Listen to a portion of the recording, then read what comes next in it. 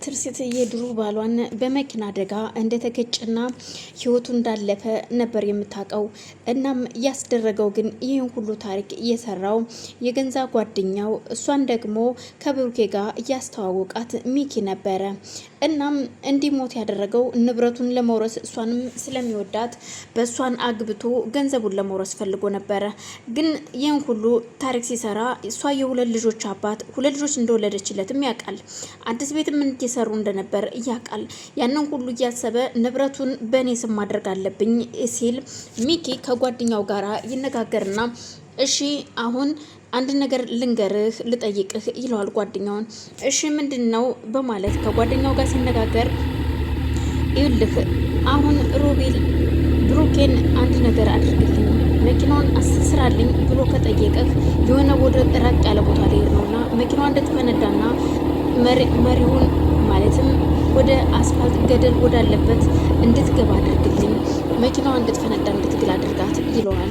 ጋራጅ የሚሰራው ጓደኛውም እናም ብሩክ እንዲሞትና ያው እሱ የእሱ ሚስት ትርሲትን አግብቶ ቤቱና ንብረቱን መውረስ ስለሚፈልግ ያወራዋል።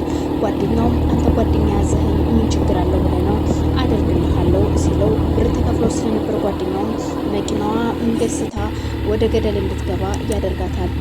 በዛን ሰዓት ብሩኬ ወደ መንገድ እየሄደ ስለነበር መኪናው ገደል ስትገባ እሱ የሚያውቀው ነገር የለም። እናም እሷ የምታውቀውም እንደሞተና በመኪና አደጋ እንደተቀበረ ነው። ግን እንደተቀበረ ማታውቅም። እሷም ሀዘኗን ተወታ ልጆቿን ይዛ እየኖረች ያለ በመሀል የእሷ የባለቤቷ ጓደኛ ቤስት ጓደኛው ለእሷም እንደዚሁ ጓደኛ የሆነውን ሚኪን አግብታ እንድትኖር ትገደዳለች። እርግጥ እሷም ተወደው ስለነበረ አብረው እየኖሩ እያለ በመሀል የሆነ ደህና ቦታ ስትሄድ ሹፌሯን መኪና ጫማዬን ማስጠረግ አለብኝ ስትለው እሺ ይልና ያው ብሩኬ ወዳለበት ቦታ ይወስዳታል። ስታየው ልቧ ይደነግጣል። እስኪ የኔ ወንድም ጫማዬን ጥረግልኝ በማለት ጫማውን ሲጠርግላት እስኪ እጅህን ልየው ትለዋለች። እጁን ስታይም የልጆቿ አባት ባሏ እንደሆነ ስታይ አንገቱም ላይ ምልክት ስለነበረው ሁለቱም ይመሳሰልባታል። እናም ከዚህ በፊት ስላለው ህይወቱ ስትጠይቀው እንደማያስታውስ ነው።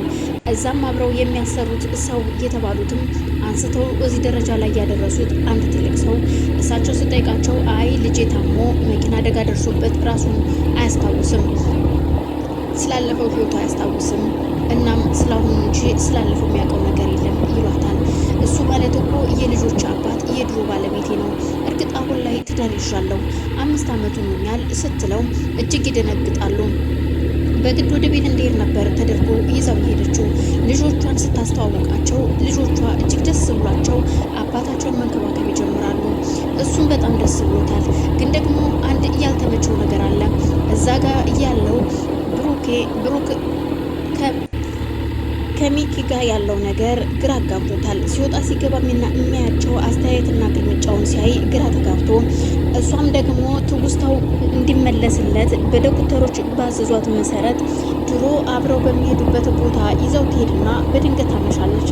ያንን ቀን ነበር ችግር የተፈጠረው። እሱ ሲናገራት ለካስ ብሩኬ ሁሉ ነገር ይሰማ ነበረ።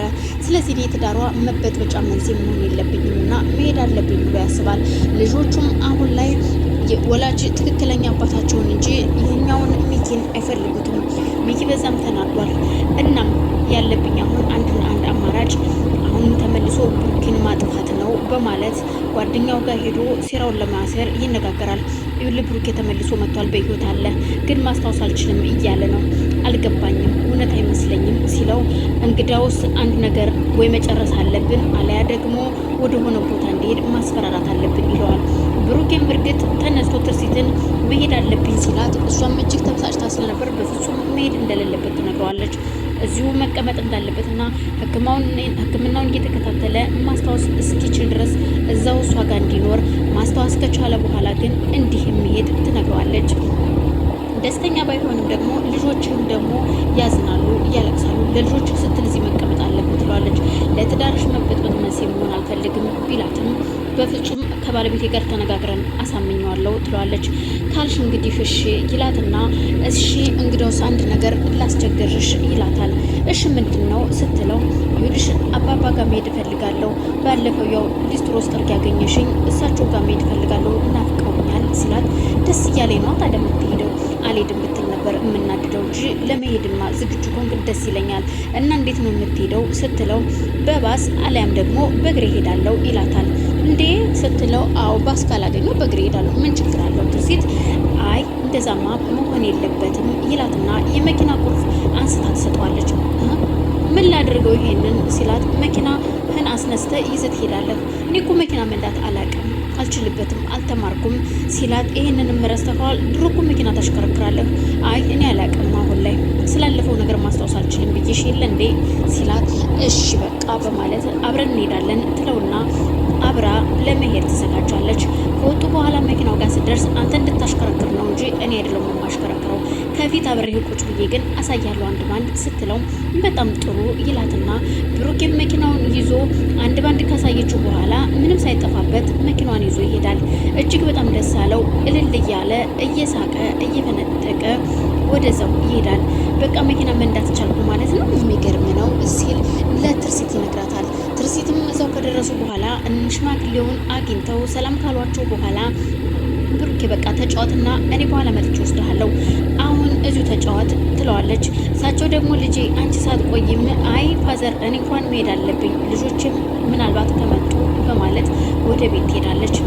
እሱ እዛ ቁጭ ሲል እዛ አብራ ያስታመመችው የሽማግሌው ልጅም አለች። እሷ እጅግ በጣም ተናዳበት ስለነበር እንዴት ቻው ሳይለኝ ሄደ በማለት እሷም ምሳ ይዛ መታ ኑሮ ለአባቷ ቁጭ ብላለች። እንዴ ሚሚዬ መተሻል በማለት እሷንም ሰላም ካላት በኋላ ብሩኬ ወደ ቤት መመለስ እንዳለበት ሲያስብ በቃ እኔ ልሄድ ነው አሁን ጋሼ በቃ ላገዝኳችሁም ደግሞ መጣለው ሲላቸው ልጅ ልትሄድ ነው ሲሉት አዎ ልሄድ ነው በቃ ልጆቼ ጋር ልሂድ በማለት ሲላቸው እሳቸውም ደስ ብሏቸው እሺ በቃ ግን እየመጣ ጠይቀኝ ልጄ ይሉታል። ምንም ችግር የለውም እመጣለሁ።